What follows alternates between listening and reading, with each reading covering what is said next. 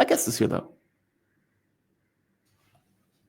Damn it, Brian. I'm running behind. I'm sorry, man. No, it's okay. You doing all right? Yes. I'm so sorry. I lost track of time. Brian Berletic, he is Bangkok-based geopolitical researcher, writer, and host of the New Atlas, host and creator of the New Atlas, a fantastic media outlet. How you doing, man? You doing all right this morning or this evening? I'm doing well. Yes, it's evening time here for me, and thank you for having me on. No, thank you for joining me. I'm slightly annoyed with people for keep putting this out. Like, people are considered to be analysts who are saying stuff like, oh my God, Donald Trump wasn't made aware of this. Oh my God, nobody told Donald Trump that this was going to happen. Oh my God, Ukraine did this on their own. It makes no sense to me. Oh, where do you think this is coming from? Is it just in their minds, Donald Trump is incompetent, and so he is just left in the dark?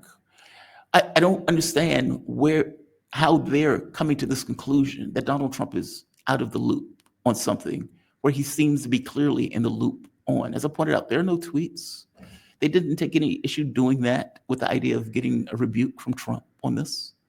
What are your thoughts on this? I think it's rationalization. I think it's denial. A lot of these people went way out on a limb to support President Trump when he was campaigning. A lot of them had very selective hearing. If you listen to what he was actually saying, even before he got elected, he was telling you he's going to continue absolutely everything. He was going to walk hand in hand with the deep state into perpetual war, just like everyone before him, just like he did the first 4 years he was in office. Yep. And then even if he was smart enough not to say that while campaigning, and if you just weren't careful enough to listen and hear that, just look at his first 4 years in office. And now people have made all kinds of excuses as to why he oversaw continuity of agenda. That is what he did. That is what he's doing now. And I don't even really think it matters whether he knows or doesn't know what's going on. He's in charge of nothing. He makes no decisions. He thinks Spain is the S in BRICS. So what does this guy know about anything? And people are trying to convince me that he's playing interdimensional backgammon against the deep state, but that he doesn't even understand the absolute most elementary aspects of this high stakes U.S. proxy war in Ukraine. How does he not know this? He doesn't read the New York Times. And I heard, actually, I listened to your excellent show the other day with Mark Sloboda and Danny Haifong. Yeah. Excellent guest, great conversation. And I heard you talking about this and people claiming that President Trump doesn't read. He needs pictures, he needs diagrams. And I'm kind of I like diagrams, I like pictures, but I also read. And I'm also capable, because I have a lot of people sending me information, right? And I'm capable of looking at this information and saying, is this good? Is this good information? Is this good advice? And I'm able to decide that for myself. And if President Trump is incapable of deciding whether or not he's getting good information, and then to fix this problem, who are these people that are giving him information? People he handpicked. People he publicly supports and put into those positions. Yes. So there's no excuse. There's no excuse. He, like every politician before him, told you what you wanted to hear, but not even really.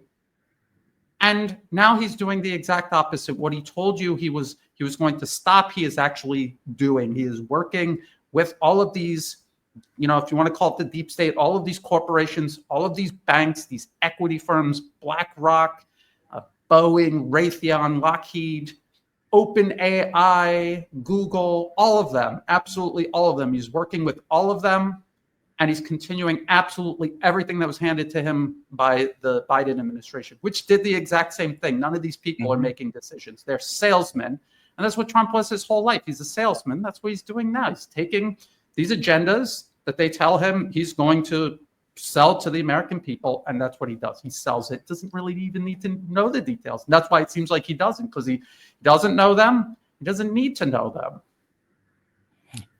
I want to put a hashtag around interdimensional backgammon. That is the funniest thing I've heard today. That is hilarious. What do you think is going on with this? I mean, Russia's been very silent. Medvedev has given a comment out. From my point of view, they have to respond. I mean, for all intents and purposes, they went after, NATO went after their nuclear, let's say, strategic deterrent. Um, and I don't know what that looks like if they don't respond. And I guess on some level, they have started hitting various targets. I mean, the latest one was apparently the military group in Sumy that they're saying was responsible for the train blast. But what do they expect Russia to do with this? Certainly, every incentive in the world is going to be to escalate. Well, I was listening to Mark Sloboda yesterday, and I agree with just about everything that he was saying. And we can only see the amount of information that is available publicly. If you're in the Kremlin, you can see absolutely everything. That is not just what's on your plate regarding Ukraine and NATO and Western Europe and Eastern Europe, but also Central Asia, Asia Pacific, Africa, the Middle East, all of these areas that Russia is involved in, that Russia is fighting a multi-front war against the U.S. The U.S. is trying to encircle and contain Russia, Iran, China. All three of these countries are allies. There are so many factors that they have to take into effect. And I heard you referencing chess, and I know that you like playing chess. I'm not really good at it, but I do like playing it. I don't know much about it except the basic rules. But do you know that feeling you get when someone unexpectedly takes one of your high value pieces? And you get emotional and you want to hit them right back. But sometimes you hit them right back. You just opened yourself up to another. Sometimes they laid a trap for you, knowing that was an easy act of revenge you could get to try to even the odds, and you've fallen into their trap. So what Russia isn't looking at the big picture in terms of the Ukraine conflict and then years in advance, all of the things that will happen in the next couple of years regarding Ukraine. They're looking at everything that's going to happen around the entire planet Earth, where the U.S. is involved absolutely everywhere. Russia, Iran, and China are trying to defend absolutely everywhere. They're trying to build up an alternative order that displaces U.S. hegemony, and the U.S. is trying to completely burn it all to the ground. So this is what they're thinking when they see something like this happen. And no, I'm not really sure. I think the details are still not totally out there, but I was just looking at the most recent tallies I could find. Obviously, the Ukrainian government says they hit and destroyed 41. Well, actually, aircraft. They came back and said 12. They admitted 12. Yeah. Oh, okay. Yes. Because I was going to say that then there was this Ukrainian Center for Disinformation. I think I'm on one of their lists just for doing analysis. And they said something like 13. The New York Times, their most recent article just a couple hours ago, says they could only confirm 4 Tupolev Tu-95 strategic bombers. And that was the video that everyone saw. And if they had more videos, they would be showing all of the videos. If they had satellite pictures, they would be showing all of it. I'm going to wait and give them a little bit more time. But the way it looks right now, and the New York Times also said U.S. officials said 6 Tu-95s and 1 A-50. That is a airborne early warning and control plane, which they exist in small numbers. They are of high value, but it's it is what it is. Some people will say, how come? And I'm one of them. I said to myself, 2 years ago, it was obvious that these drones were very dangerous and that Ukrainians could infiltrate into Russia, because Ukrainians and Russians, Ukrainians can pretend all they want that they're a completely separate race from the Slavs. They are Russians. They are Russians, and they blend in very well. And as Mark Sloboda said yesterday, there's millions of Ukrainians who live in Russia. They can infiltrate in, and they can either bring these drones in with them, smuggle them in, or they can build them over time. They could create them, and they could be so far into Russian territory, far away from any drone that could take off from Ukraine and hit a target in Russia. And they could carry out these types of attacks. It was obvious. Now, the scale of this attack, they're talking, they had multiple trucks. I believe they wanted to hit maybe up to 40 or 50. Oh, of course bombers, they did. Of course. And that was the scale of the attack. But the fact that it only hit this many instead of many, many more is probably because Russia has been taking measures to protect their assets against. So although I still agree with Mark Sloboda about the lack of hardened shelters, it's not just this war with Ukraine. Russia's worried about a wider war with the rest of NATO, other proxies the U.S. is preparing. China also, they all have to start thinking about this.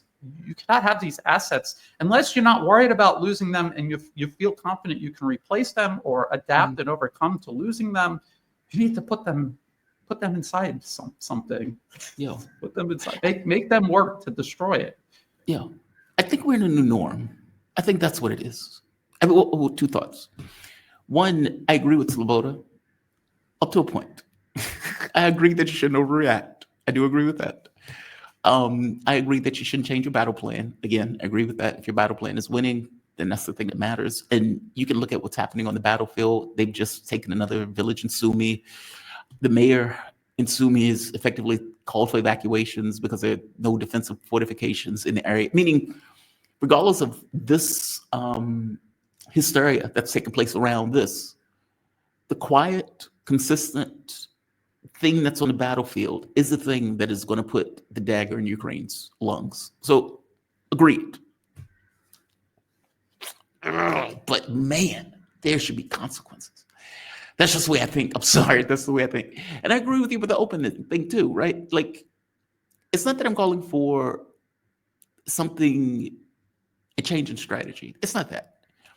It's more so that I guess I'm trying to make this point that you are competing against all of NATO. You are, at this point, competing in this kind of world contest where they're using Ukraine as a way of hitting you while simultaneously saying we don't have anything to do with it.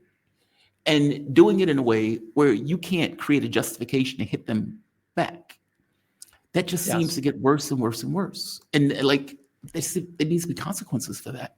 And I don't, whatever those are, I'm not, there are some people who are out there saying that this is invoking the nuclear doctrine. I think those people are insane. But I'm not even going to name names. I think those people are insane with that. But I do think there should be consequences. And to be fair, the attacks that they're taking place now, I suppose are consequences. But I guess my first thought is, why weren't you doing that at first? Meaning that stuff should have already been targets. That stuff should have already been targets. The second point, from my understanding, correct me if I'm wrong on this, based on some kind of treaty, I think it was like the New START Treaty or something like that, those planes are always supposed to be out in the open where satellites can always keep coverage of what those planes are doing, almost just as an agreement between the United States and Russia. But maybe I'm wrong on this. Yeah, I'm not sure. I've heard people say that. I've tried to confirm that, and so far I haven't been able to. Yeah, so I'm kind of 50-50 on that until I get more information. The thing is, I'm trying to think of what Russia could do, because this is the problem the U.S. has created for Russia, Iran, and China. None of these nations want an all-out war with the U.S. or even these proxy wars. They don't want any war at all. I think they have grasped the reality that they're not getting out of this. They're not negotiating. There's nobody to negotiate with. They have a plan and they're putting it together. The negotiations are part of the plan to impose these conditions and tie their hands even further. That's the whole point of it. And they have to know this because they've written public policy papers. If they're not, if Russia, Iran, China, if their leadership that don't have analysts capable of reading Western policy papers and just like that's the blueprint that they're obviously working from, then I don't know what to say. Yeah. I think they do read. Yeah, I'm sorry. Yeah, I'm hoping that they do. And the thing that I would say is that, one, Russia is not all powerful. And so there are serious limits to what they can do. The part of this war on Russia is to overextend it. They want to provoke Russia into committing to something that will overextend them further and possibly create an opportunity, maybe not in Ukraine, but maybe somewhere else along the periphery. We already watched this play out in Syria. The fact that they couldn't hold Syria and also maintain their focus on Ukraine illustrates that there are serious limits. They couldn't be in both places at once, and so they had to give up on Syria. And I know people are saying, that was Russia's approach to Syria, and look at what happened to Syria. But again, you have to look at this as not two different chess games. This is all one chess game that's being played. They gave up Syria because they see the bigger picture and they have a bigger strategy. And they were willing to, just like in chess, you sacrifice pieces. That was a necessary sacrifice. It wasn't something they did, what they weren't flippant about it. They did everything they could possibly. It's just the realities of the limits that they have. There's limits to what China can do. There are serious limits to what Iran can do. And they're taking all of that into consideration. They're not going to come out and say that. And they're going to tell the Russian public, yes, we found the unit that was involved in that. We bombed them. If they knew where these units were ahead of time, of course, they would have already bombed them.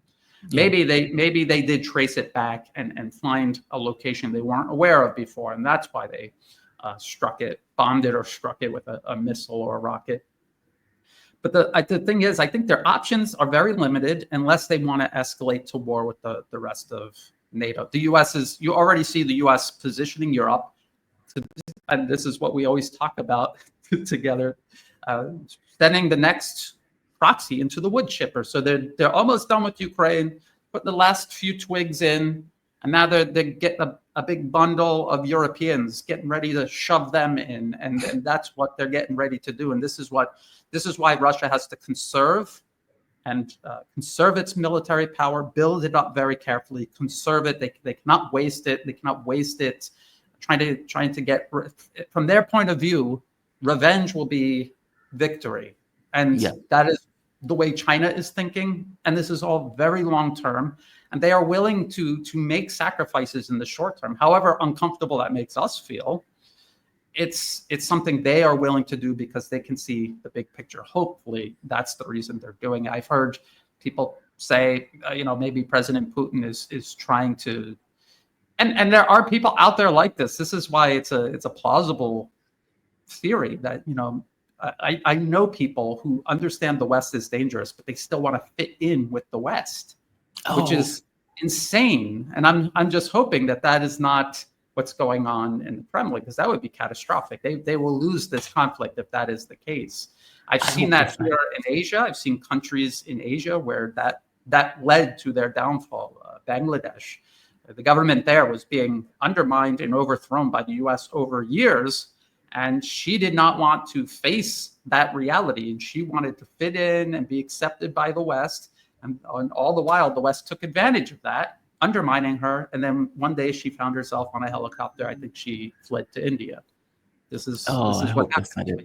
I hope it's not that one. That would be very unpleasant. Especially not after Mintz wanted to, not after him begging for them to come to terms, not after knowing that, whether it's 100,000 Russians, that they were directly responsible for those deaths. I hope that's not it. I hope it's I don't think that it is, but people should keep an open mind to all options until you can completely rule them out.